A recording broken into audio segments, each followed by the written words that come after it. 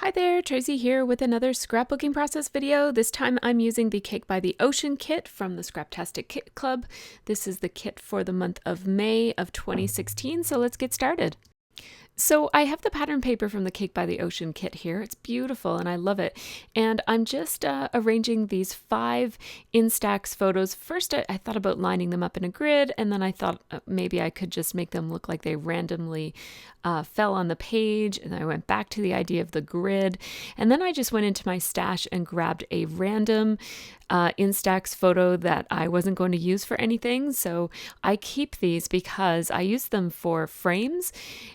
So for example, right here, I want another Instax photo that's basically going to be an empty photo that I'm going to put pattern paper over where the photo goes. And then that will be my journaling or my title. At this point, I hadn't decided yet.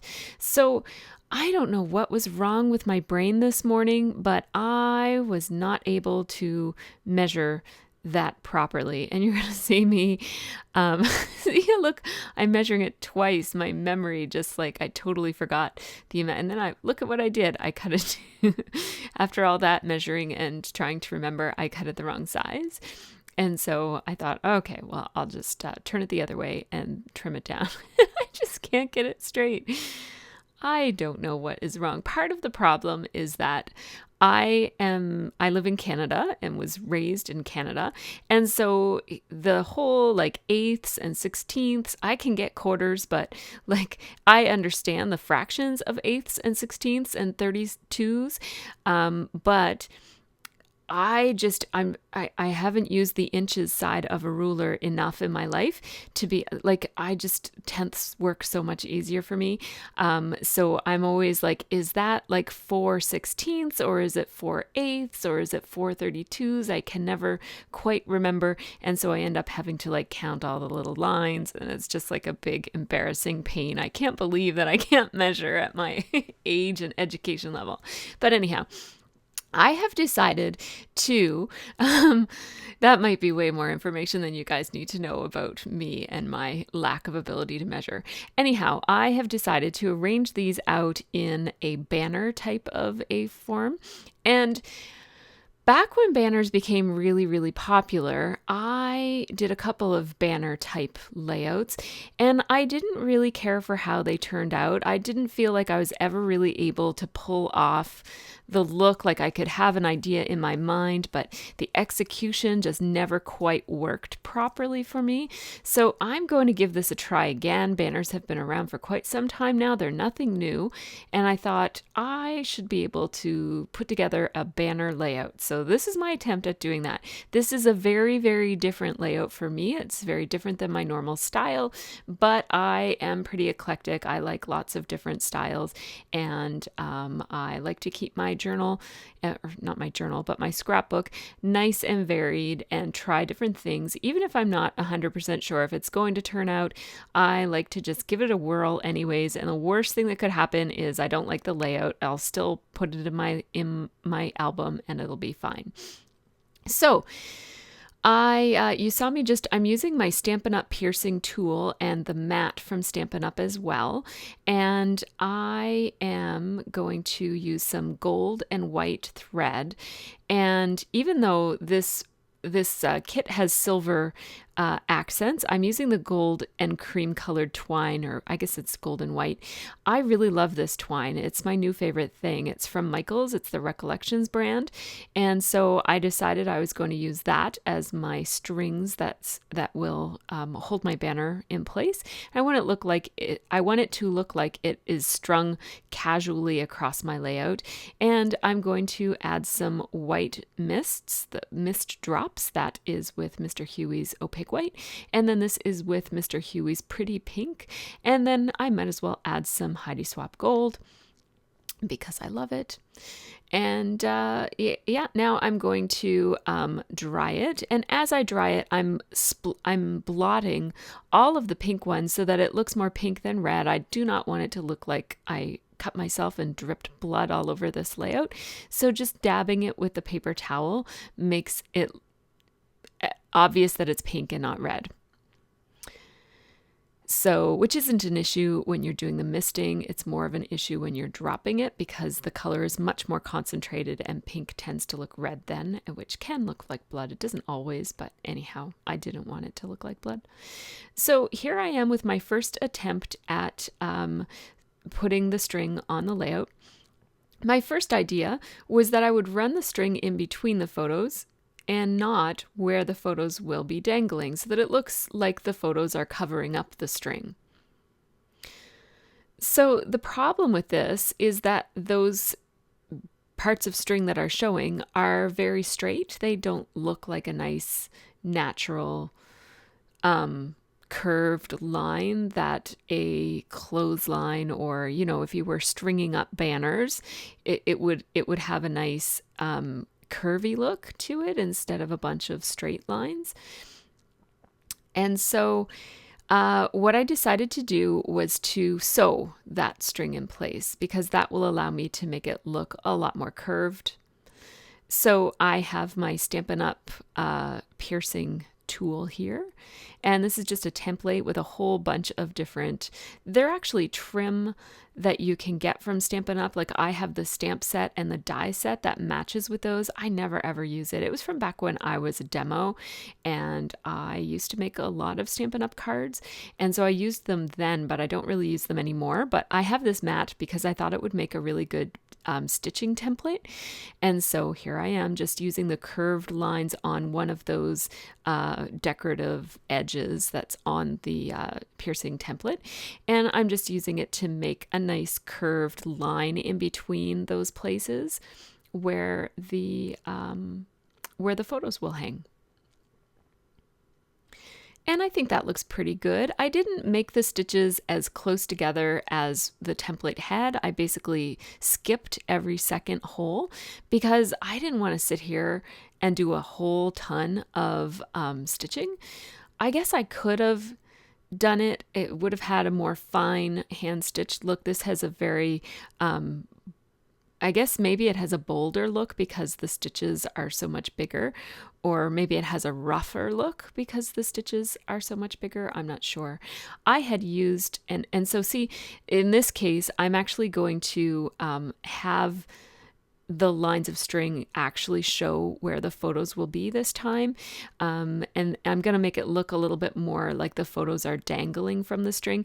And this is basically just a time saver. I thought a lot of this string it makes sense for the string to look straight there. I didn't have enough string, so now I have to, knot it and cut it and start a new piece of twine because I didn't cut it long enough because I wasn't planning to do all that stitching. So bear with me. Basically, I'm leaving the part that's going to go under the photo straight to save myself some time so I don't have to do all of that individual stitching for it, but also because it kind of makes sense that the rope would be, if a banner were hanging on a string or a rope, it makes sense that it would be straight where the photo is attached to it. So anyhow, that's my logic. It's my logic and laziness that made me decide to do it that way. I basically came up with a rationale for for not stitching all the way across the layout twice. And I leave my process, I leave all of even the boring parts in my process videos just because it gives me a chance to catch up on my narration sometimes if I fall behind. And also, I just think it's just part of my style is that I leave the whole process in so that you see everything. If I run into trouble with the stitching, you guys can see that my first idea for stitching didn't work.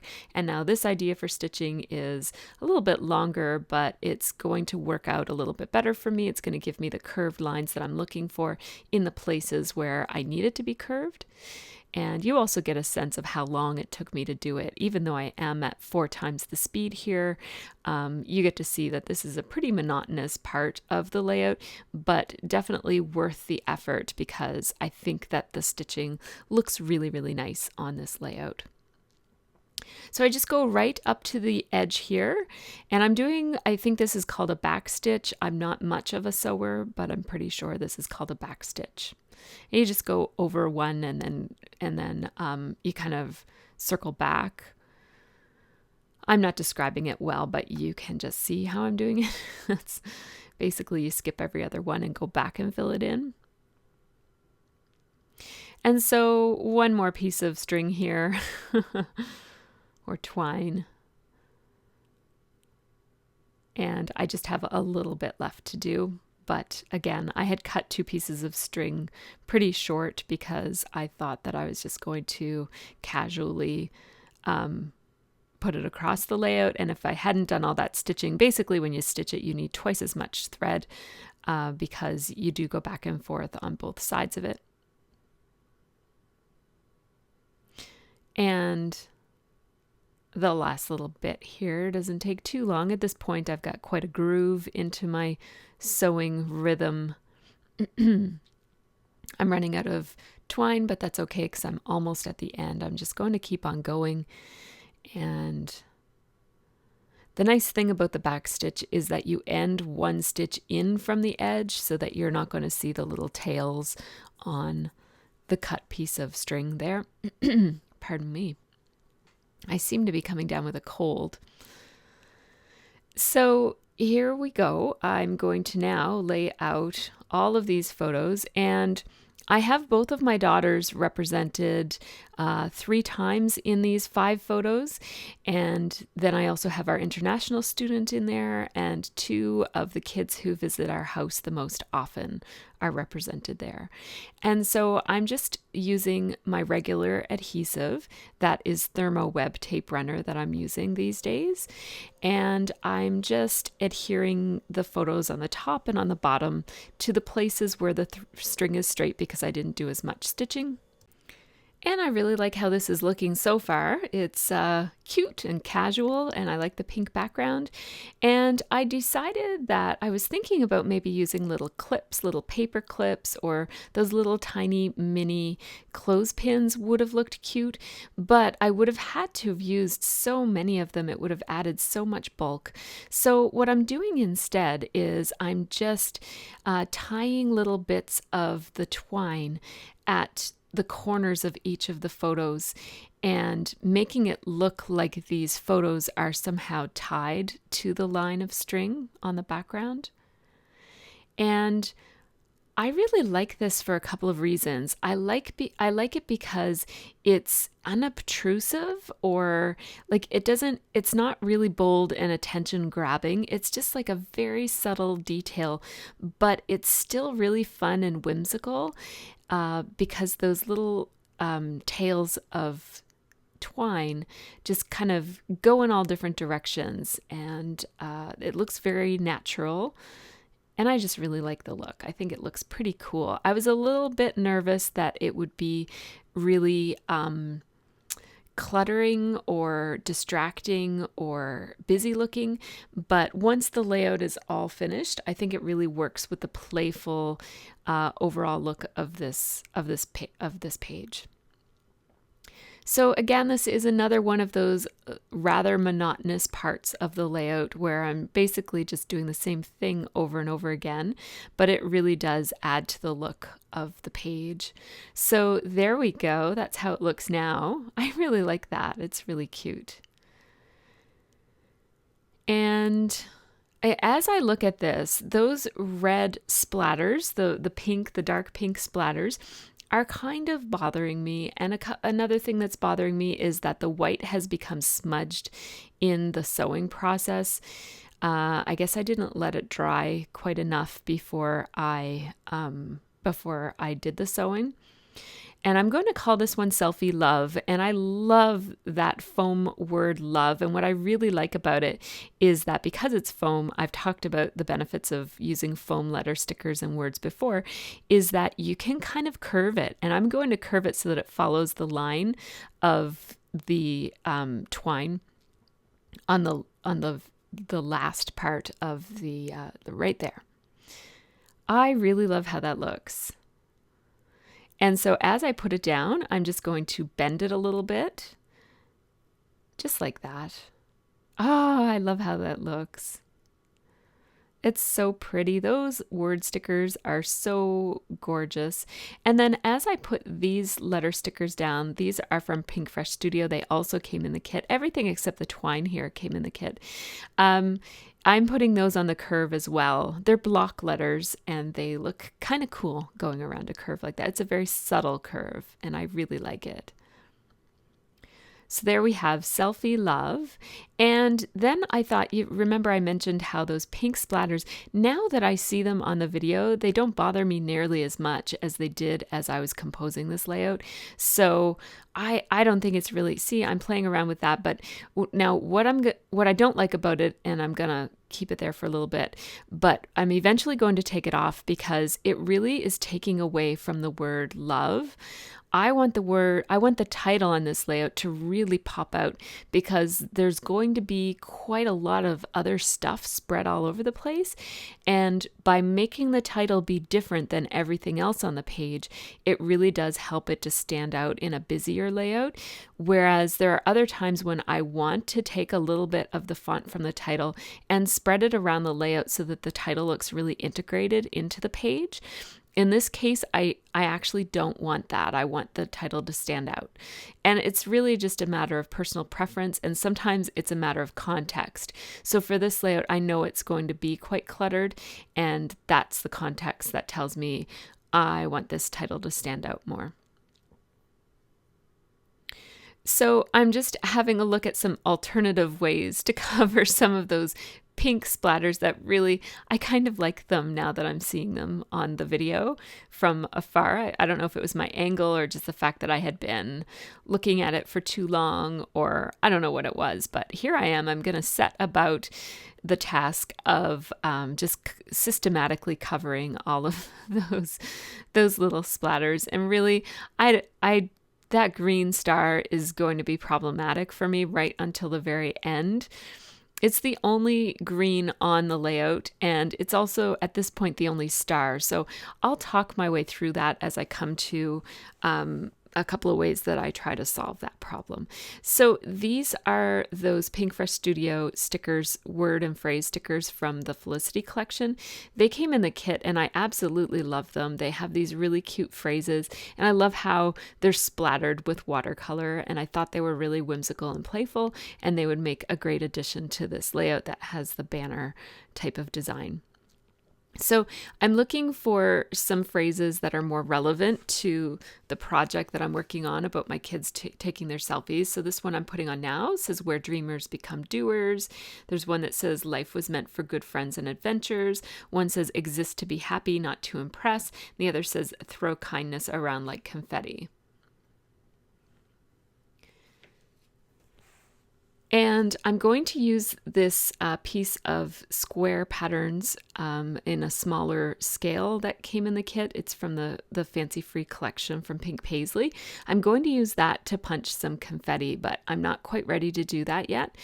Those puffy stickers really add quite a lot of interest to this layout, of really bright pops of color, which I really love. And so I'm just having a look at some of the other items that come in the kit, some of the die cuts in particular. And I like this one that says favorite, and I like how it layers with the ampersand there. So I'm going to keep that in place. And of course, that last sixth Instax frame there is where my journaling is going to go. And then I noticed that one of the die cuts that come in the kit, that's from the Fancy Free collection again, has the word selfie on it. So I thought that was pretty cool to include in this layout. And then these little dots, they're little acetate die cut dots that spell out the word happy. But I'm actually going to put something, and it turns out it's going to be hearts, over the letters so that they just look like little, they almost look like watercolored paint circles. And I really like that look.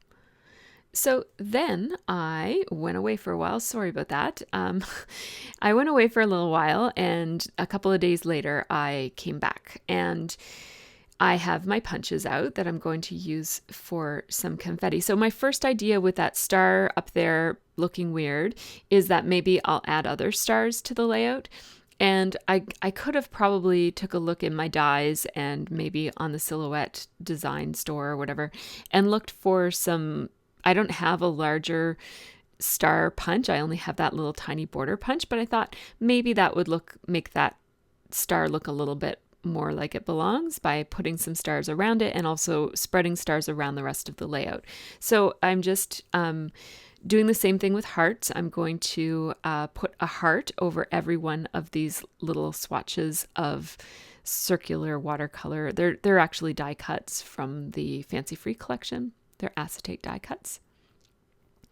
So I'm basically punching, I'm using a couple of different punches there, and that heart has too high contrast when I use the navy blue side, but the lime green side looks great.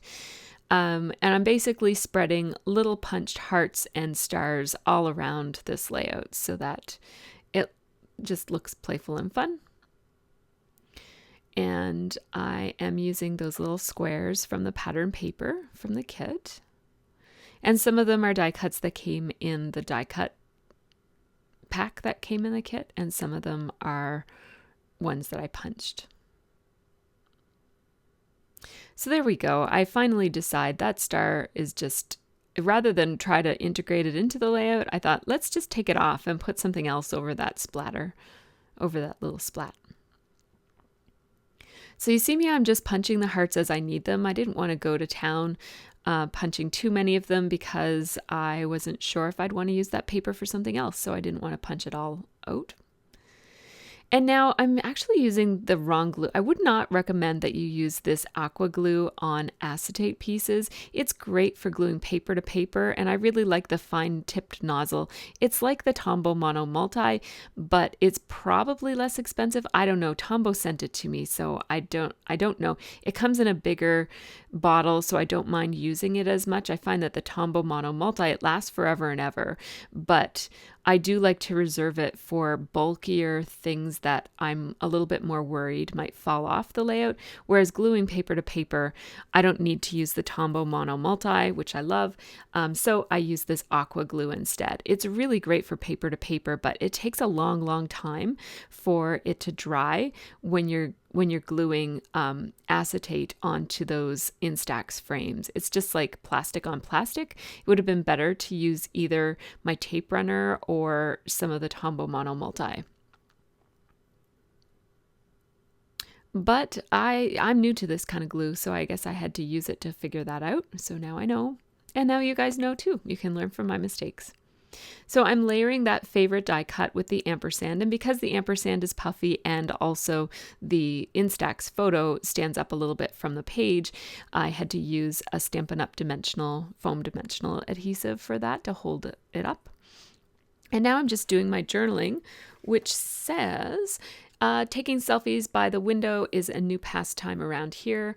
I wrote it with my fine point Faber-Castell Pitt pen, and then I just underlined it, and I want to put a little caption on each of the Instaxes. And so, as I mentioned, I keep all of my dud Instax for using for frames, but also I use them for testing out markers to see which markers smudge and which markers don't. On Instax frames, generally speaking, I think that you need to always use a slick surface marker. So I'm using my Lumo Color by Stettler, which is my favorite slick surface pen. See what I mean? I glued that on and it's not sticking. After all that, it was quite a while went by. All the paper ones are already glued and dried, but that one is not. So I'm showing you this because I think it's done, but it looks a little sparse. Don't you think? It's kind of, I don't know. It's lacking a little something. It doesn't look quite playful enough. So even though I showed you the close-ups, I decided to just sit and look at it for a few minutes longer because it didn't feel quite finished. So I went over to my punch rack and I grabbed my banner punch from Stampin' Up! And it comes with two layerable banner shapes. They're both triangles. One is like a scalloped triangle that's large, and one is a regular triangle that's small. They're made to layer together, but I'm just going to use the smaller plain triangle because I thought that if I layered them, they would be too heavy. And I wanted them to look light and playful and airy. And I'm actually going to curve up the ends of them so that they look like they're kind of blowing in the wind. So I had to cut up the paper a little bit just to get at some of the inside patterns in order to reach some of the patterns that I wanted to put on this banner. So that's what I'm doing here. And there's really no rhyme or reason. I'm just trying to spread out the colors so that no two colors are together, or no two patterns are together, and no two colors are too close together either. And, I wanted to spread around the two pops of yellow on one side and the other side. And I'm also paying attention to making sure that there's not two of the same pattern on the same string. So you see there's sort of two different banners there. I want them each to have unique little triangles on them. And some of the banners I'm cutting down so that they fit. I'm just cutting them down by hand. You can see some of them would be overlapping too much with the photos. Like this one, for example. I'm just cutting it down a little tiny bit before I glue it down. And I think that this makes for a more playful, detailed, fun finished product. I thought about outlining those banners and then I decided not to because the Instax are not outlined, so I decided to just leave it. The banners were just, I felt like I needed to put something on a couple of them just to make them look a little bit more integrated into the page. It's more like I knew that it was the last minute edition, so I wanted to just put something on top.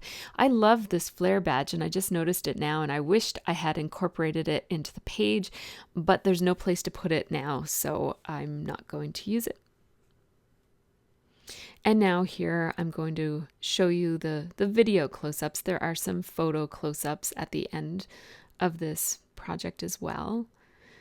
Oh, the beautiful patterns that come in this kit. Oh my goodness, the Fancy Free collection is stunning. If you can get your hands on it, it is absolutely gorgeous. This Cake by the Ocean kit is my favorite kit in a very long time. I also really liked the Shake It Off kit from sometime last year that had a bunch of nice Maggie Holmes in it. This is my favorite kit since that one. I really, really love it. So this layout was quite a departure for me from my normal style of scrapbooking, but I think it's going to be a fun page amongst my other pages that are more kind of classic MercyTiara, I guess. It's really fun. I really love it. And I like that it allowed me to incorporate all of these selfies in a really playful way. I think when you kids start taking selfies, it's just such a fun time because I know when I was little, I didn't really take any pictures of me and my friends and stuff and all the little fun things we used to do. And I think it's really cool that this generation gets to capture their lives in a way that no other generation before them probably have. So thanks so much for watching, and I hope you all have a really great scrappy week.